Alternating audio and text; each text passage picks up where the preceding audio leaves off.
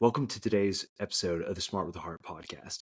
Today, I'm pleased to have Jaclyn Bricer, who is an accomplished alumni of the University of Virginia, where she earned dual degrees in statistics and religious studies. Following her graduation, Jaclyn embarked on a dynamic career at Capital One, starting within the esteemed Financial Rotation Program, FRP. During her tenure in FRP, she excelled in two pivotal roles within the financial planning and analysis team. Initially, she supported infrastructure finance, managing budgets crucial to the operational efficiency of Capital One's risk management teams. Subsequently, she served in card finance as a strategic partner to the Customer Resiliency Organization, further honing her analytical skills and strategic acumen. After completing the FRP, Jaclyn transitioned to the corporate planning and analytics team, where she played a pivotal role for 5 years. In this capacity, she was instrumental in managing the company's overall financials and preparing senior leaders for quarterly earnings calls, showcasing her ability to navigate complex financial landscapes and communicate effectively with the executive management. Recently, Jaclyn has undertaken a new challenge as a finance lead for the enterprise consumer product and developer experience team. This role leverages her extensive experience in financial management to drive strategic initiatives and foster innovation within the company. Embracing continual personal and professional growth, Jaclyn is set to begin her executive MBA at the University of Chicago Booth School of Business this fall, underscoring her commitment to expanding her leadership capabilities and deepening her financial expertise.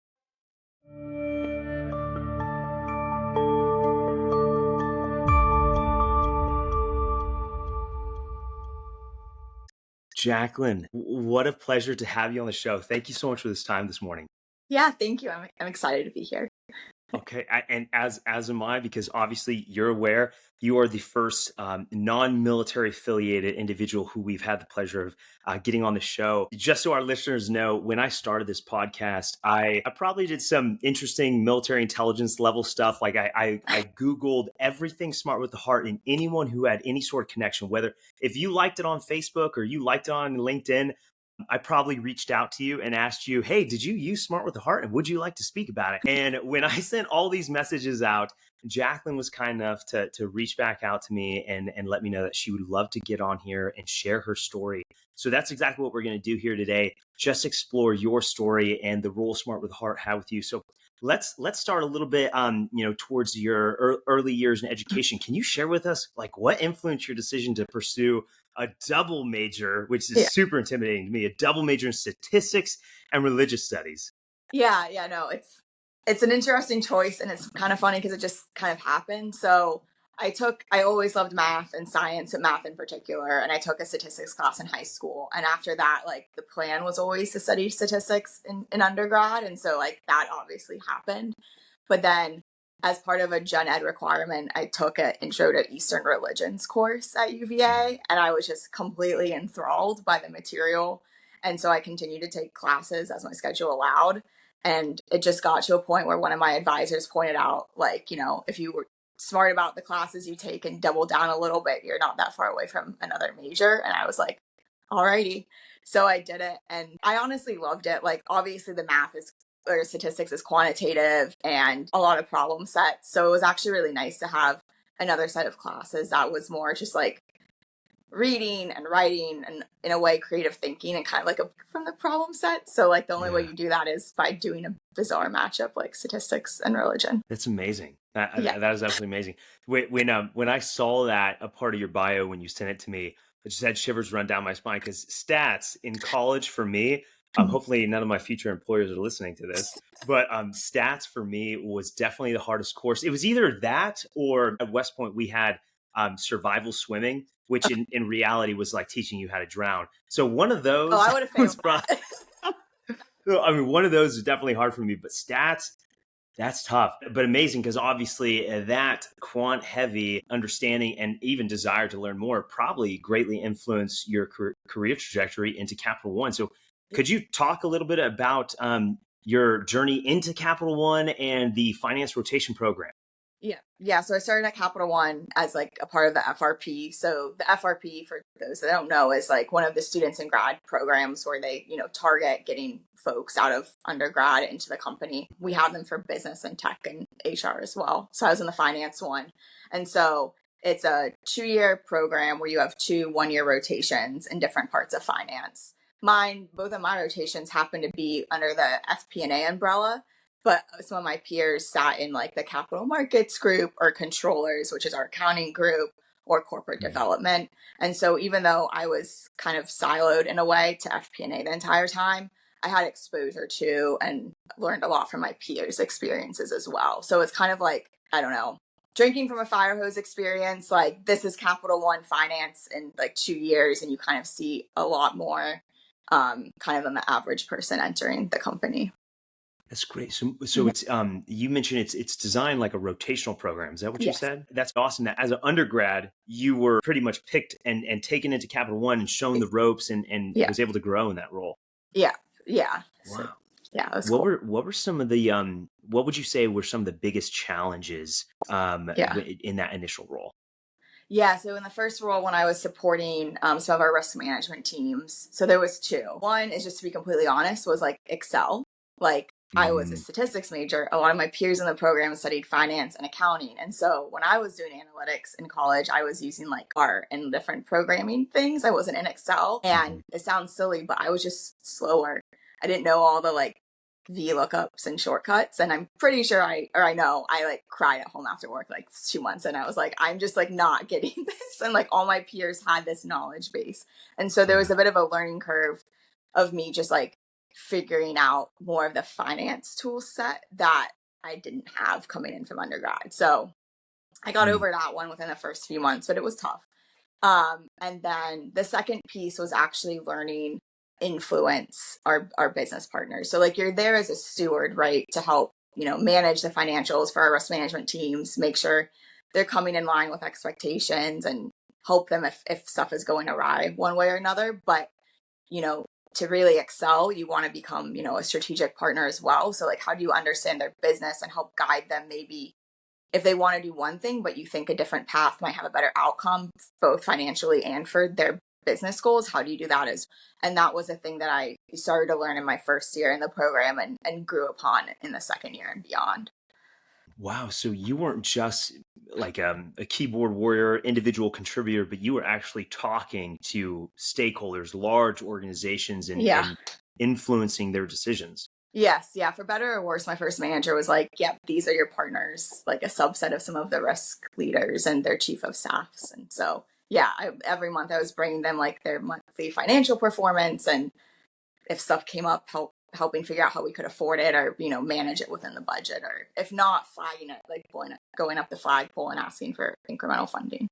Wow. Yeah. Okay. So from a very early on in your career, I can already see how maybe they were intentionally or maybe not intentionally, but grooming you for the positions that you would eventually have to talk to executives before earnings calls. I think that's crazy. Okay. So that was kind of like your first role. I think many of our listeners can totally relate, especially those of us who are pursuing business school. Like, we often find ourselves in situations where we have no idea what we're doing, but we have to quickly figure that out. Yeah. So then what about your second rotation in card finance? You worked closely with customer resiliency organization. Did I say that correctly? Yes, you did. Okay. Let me break that down just like a little bit further. Because like Capital One, we love our different names and acronyms. Basically, customer resiliency is the part of the card business that deals with going after collecting on a loan if someone charges off. So if someone fails to pay for 6 months in a row, how do we go about collecting on that loan or not? There's a strategy too, where like we may choose for different reasons not to. And so I supported that organization for my second rotation.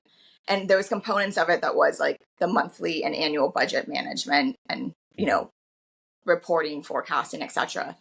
But my manager at the time, and thankfully he gave me the opportunity to work with him on it, was tasked with kind of doing a new analysis because Capital One was about to bring on a new large card partnership portfolio. It was the Walmart portfolio at the time.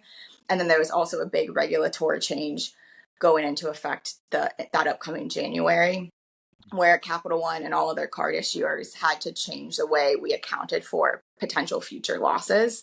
So like we actually had to hold more cash on our balance sheet that would also have a one-time P&L impact for that build.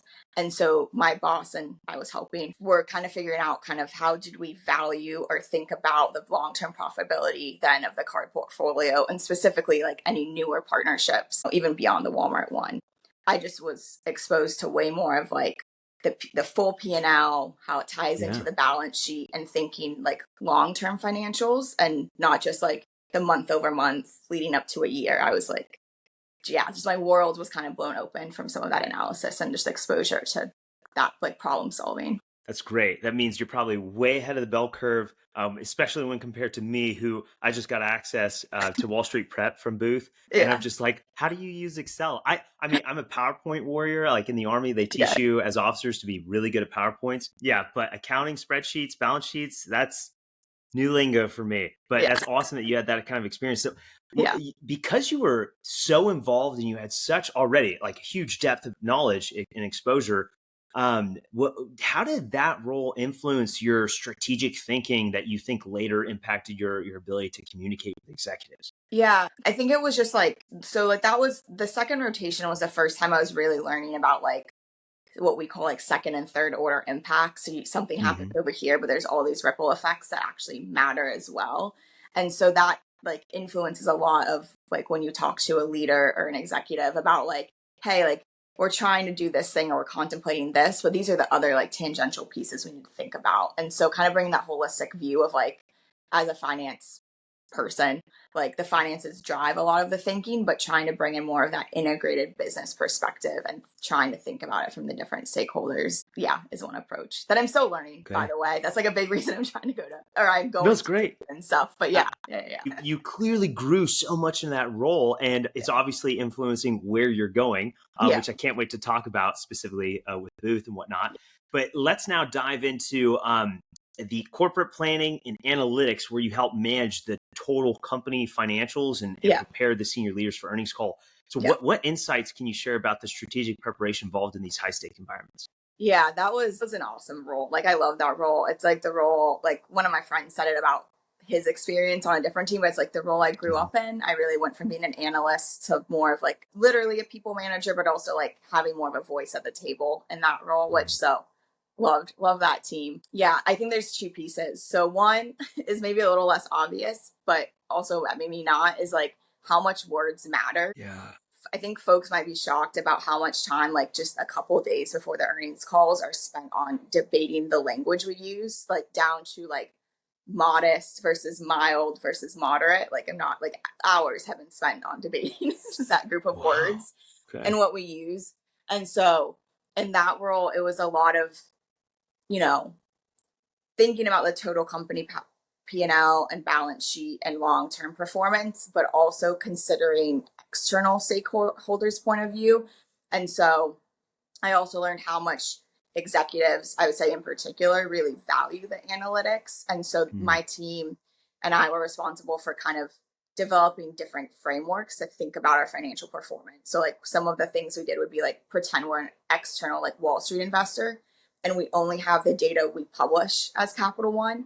How would we think about our performance versus like when you're on the inside, you have all this knowledge, like you have more detail of why certain things happen and you obviously have like a better idea of where things are going. So if you take all that away, like what do they think, and like how does that shape what you tell people externally? That sounds a lot like in the military. We have this phrase called red hat. Like when we are trying to simulate the battlefield, we put on our red hat and plan as if we're the enemy, right? Obviously, Wall Street, maybe not necessarily the enemy in this situation, but maybe depending on the day, folks. Exactly. So did you have to have like other team members who did not have that insider knowledge that maybe you possessed and the members on that table? Did you have to have like outsiders make a honest assessment of what you guys were publishing or preparing to publish, or how did that work? Yeah. So for the earnings calls in particular, it's definitely a team effort. Like there's a whole disclosure committee that has basically all of the C-suite executives, but also many people in the business on the finance team. And there's all different forums where we're going through the numbers, making sure we understand the story and the drivers. And then, like I said, refining the messaging as well. So it's definitely an all hands on deck process. And like me and my team are an integral part, but also not the only part by any means as well. But still, to be at that level and to influence the language to the degree that you did, that's amazing. So then tell me, what sparked this desire to pursue an executive MBA? Yeah. So not what I put in the essays, but I'm just a nerd. I love to be in the classroom and learn. So like I kind of always knew and wanted to end back up in the classroom, but the why now, a few reasons. I felt like, not that I'd faked it till I'd make it, but I was feeling like I would benefit from going back to school. Like I'd made a ton of really awesome, great progress, but I was feeling like, at least for me, I wanted to be in a classroom and actually take a marketing class, actually take a strategy class, actually take a finance class. Like those kind of things to like, and I'm hoping like experience, like actually taking those formal classes will help me better influence across silos, when I'm at those tables, talking to people that aren't the finance folks, also in the business. So having that point of view, one. And then the second is to hopefully become like a better leader, both for my team and then across the company. So I have a few people that report to me directly, but then I also give back to the finance rotation program. I recently just wrapped up being a manager for one of the younger rotation, like finance rotation classes. And so I just want, an honest assessment of my leadership ability, like skills, and like work on refining them and honing them. I've found like kind of as you move up the chain, the feedback is harder. So I'm hoping Booth will be brutally honest with me. That's great. And I'm sure they will. I am fully prepared to be humbled every day. Yes. Truly. Yeah. That's great. So you've grown not just professionally, but also to be a mentor, to be a leader to those behind you. And I think there's really nothing more gratifying than being at a position where you can give back to those who want to be like you. Let's be honest, who want to learn from you. Yeah. And you're going to go get your MBA to not only enhance your skills, but enhance your leadership skills. Yeah. To help others. I love that. So tell me, I know you're going to the executive MBA program. Are you going to be in Chicago during this time?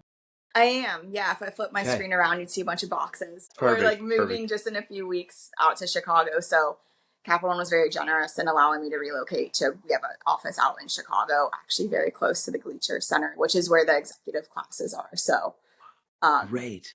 Yeah, big move and excited to be closer to school as well. So you're going to be working still. You're going to be still working for Capital One. Yeah. And also, wow, I got to tip my hat to folks like you that do that. That's a lot of work.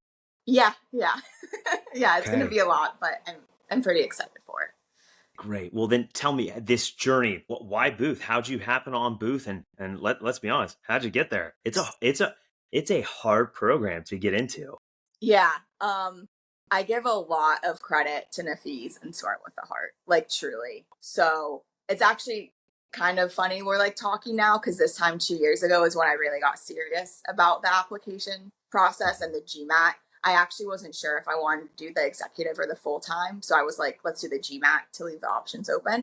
And so I started studying July of 22 on my own with one of the classic books. And around Thanksgiving, I felt like I'd hit a plateau. Like I was getting pretty frustrated about, I had improved, but I had felt like I was stalling.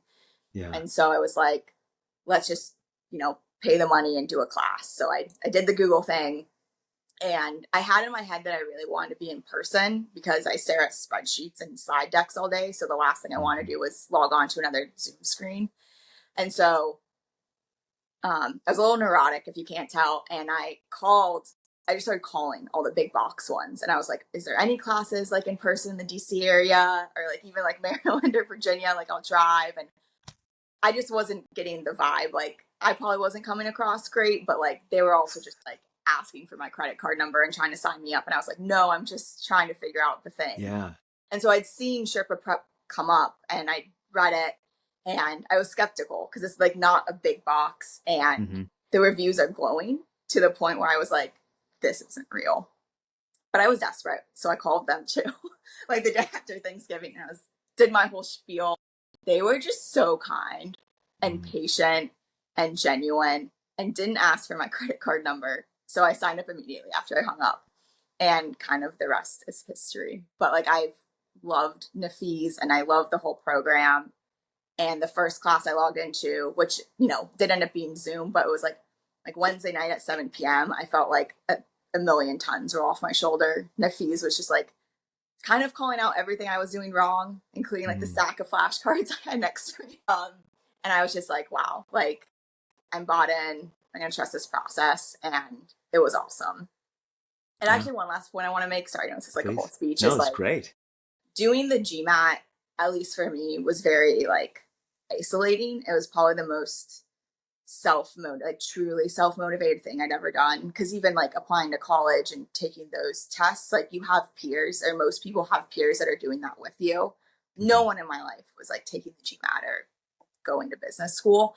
And so I actually found it very comforting and even motivating, like a few weeks in, that like I didn't interact with anyone on the screen outside of like the classroom time, but just like knowing those 10 faces were going to be there at Wednesday at 7 p.m. and that throughout the week they were doing the material I was doing, just like helped a ton.